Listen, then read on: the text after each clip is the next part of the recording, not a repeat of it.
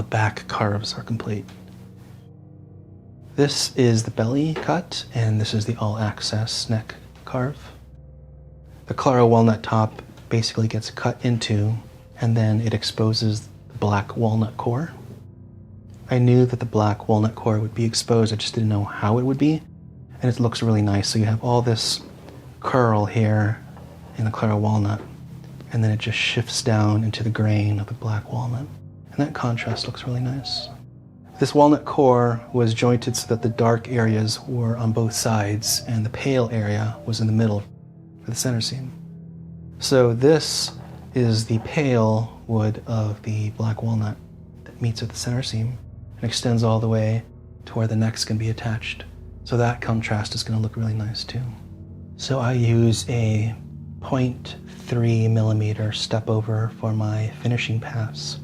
And this typically means I don't have to do a lot of sanding, and it's worth it, right? So I want the machine to spend as much time as it needs with these finishing passes so that I don't have to actually hand sand as much.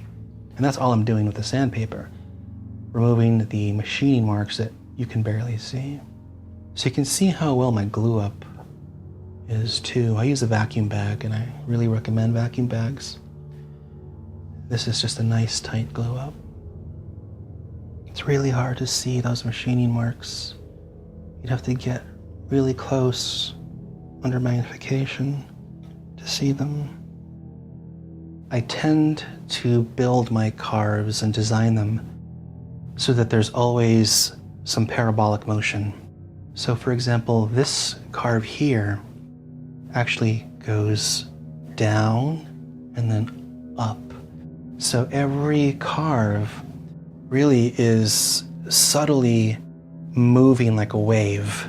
It starts here, and it basically goes up like a hump, then concaves in, then goes back up, all the while following this curved line. So this back carve can't be done with a straight file or a rasp. It isn't a straight facet that can be just filed like this. There is motion that modulates in and out and over. Same thing with this carve here. That carve actually has a curve this way. So if you can imagine like an upside down letter C. So none of these carves are straight facets. There's always some kind of motion. So this control cavity represents some intentional design to try to solve for some common issues. The first thing that I wanted to solve for was the battery box. So what I decided to do was build a cubbyhole system inside the control cavity. So essentially what I'm doing is building the battery box inside the control cavity. And what I wanted it to be was a friction fit. Obviously I have designed this with the actual leads. So when I put this in, it is a friction fit, listen.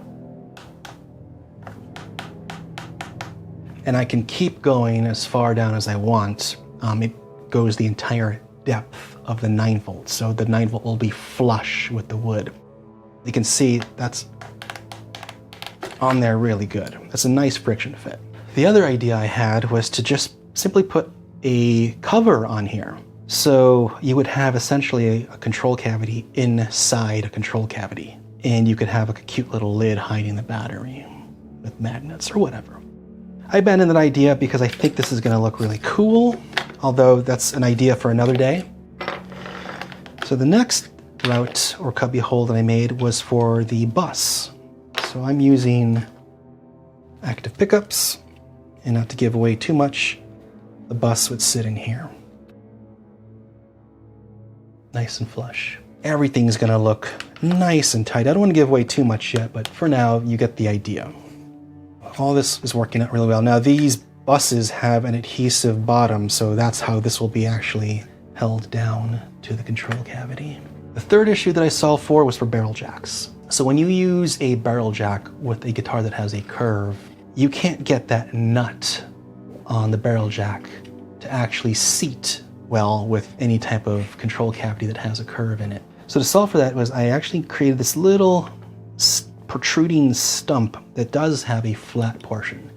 So I'll be drilling the barrel jack like this, and then the nut will be able to slide onto that jack and seat with a nice locking washer right there.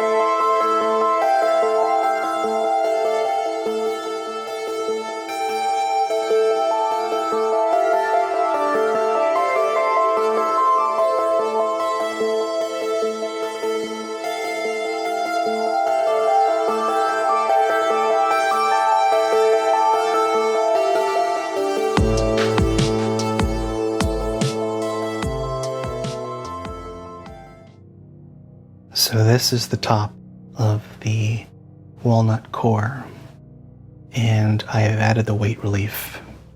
So this would be the top of the guitar here. This would be the neck pocket here, if you can imagine it. So all this weight relief is gone, and I've already added a coat of oil in here so that it's ready for me to glue the top on. There will be an F hole in this area, so you will be able to see through into this weight relief area. So I've also added the wire channels for the pickups.